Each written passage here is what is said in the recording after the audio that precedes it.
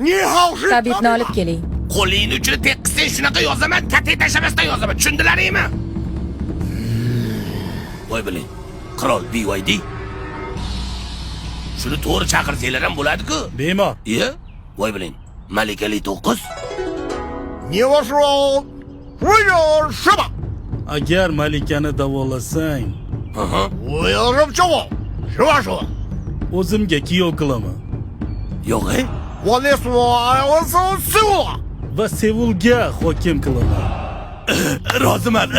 Faqat ana yurak urishini tekshirishim kerak. Eshitadigan apparatim qolib ketibdi. Qulog'im bilan bunday qilib eshita olsam bo'ladimi? Yo'q-e.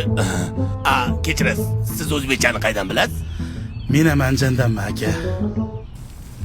Bo'ta qarani qaytadansiz? Jahon bozorda yo'lidan. Ana muzikal shkola tarafda ekan-da. Ana tayyor oldi. Bittichadi-yu, Li 9 o'ziga keladi.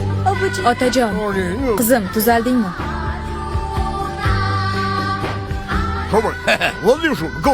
Nima deyapti? Dori tugab qolsa yana qaydan olamiz deyapti. Bu dori emas. Bu ayron-mayron. O'zimiz o'zbekcha ayron, 100% tabiiy mahsulot. Buni ichsangiz dori kerak bo'lmaydi. Immunitet o'zi ko'tarilib ketadi. Endi har xil dori ichgandan shunaqa tabiiy o'zbekcha ayron ichgan yaxshi. Buni yana bunaqalari bor. Choyni ichsangiz uyquni yaxshilaydi. Vishnasini ichsangiz organizmni tetik qiladi. Meni xotinim ham shulardan ichib 6 tani ko'rdim demasdan tug'di. Umuman kasal bo'lgani yo'q.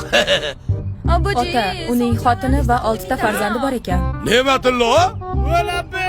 Chicha problema bo'lyapti-yu. Hali hayotimiz boshlanmasdan o'tmishga kelyapti-yu.